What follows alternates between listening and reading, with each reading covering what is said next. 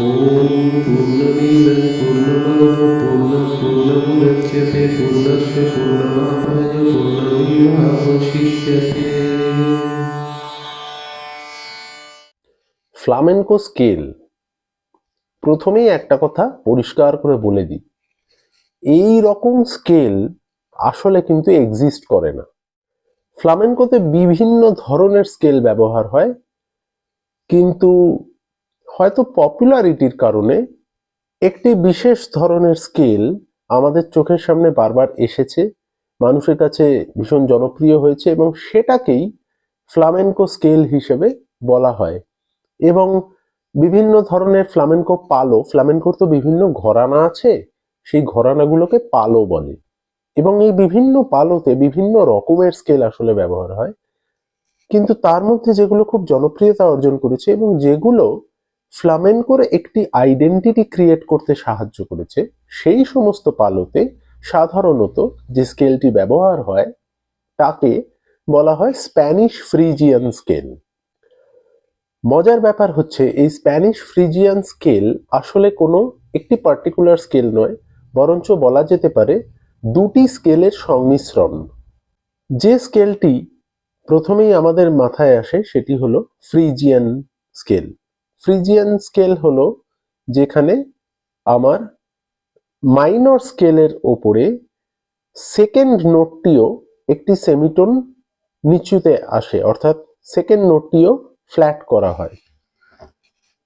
আমরা for example ই ফ্রিজিয়ানটা যদি ধরি, এই ই স্কেলটি ফ্লামেনকোতে ভীষণভাবে অতি ব্যবহৃত। তার কারণ হচ্ছে এখানে আমরা সিক্স স্ট্রিং এবং ফার্স্ট স্ট্রিং এই দুটোতে ওপেন স্ট্রিং এ আমরা রুট নোটের শব্দটাকে পাই এবং রুট নোট যেহেতু পাই তাই বিভিন্নভাবে ফিঙ্গারিং এর সাহায্যে আমরা ওই রুট নোটটাকে একটা রেজোনেন্স রাখতে সাহায্য করি।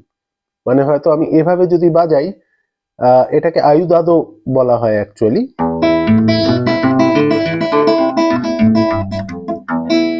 এই যে কন্টিনিউয়াস আমি ফার্স্ট স্ট্রিংটাকে রিং করতে থাকলাম, এটাকে আয়ুদাদো টেকনিক বলা হয় এবং এগুলো ফ্লামেনকোতে খুব কমন। মজার ব্যাপার, এর সাথে আবার আমি ফিফথটাও পেয়ে যাই।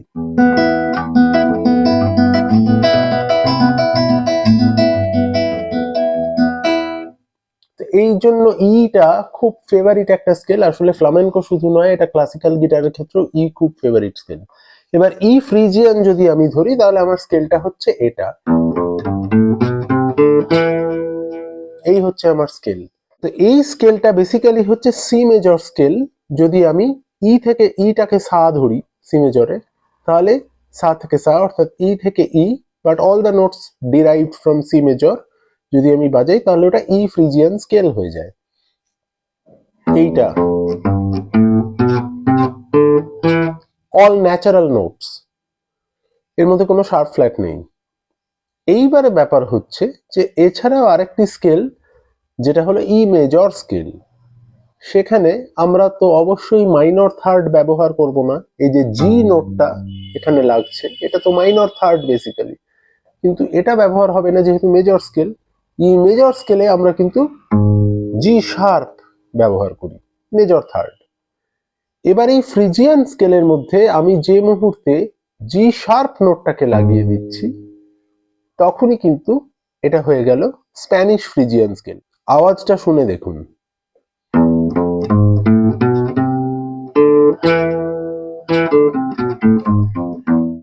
একটা কি সুন্দর অ্যারাবিক এফেক্ট রয়েছে না?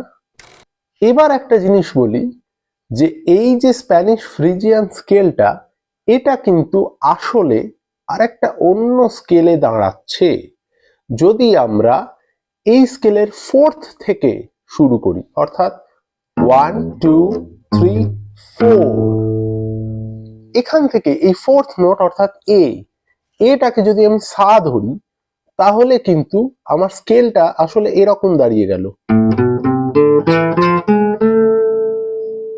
Right? A B C D E F G sharp and এ।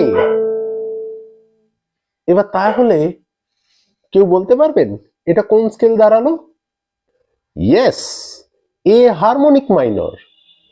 অর্থাৎ আমি যদি খুব সহজ উপায় বলি, তাহলে এ হারমোনিক মাইনর স্কেলটার ফিফথ নোট অর্থাৎ ই থেকে শুরু করে যদি আপনি ই অবধি বাজান, তাহলেই সেটা দাঁড়িয়ে যাচ্ছে স্প্যানিশ ফ্রিজিয়ান স্কেল।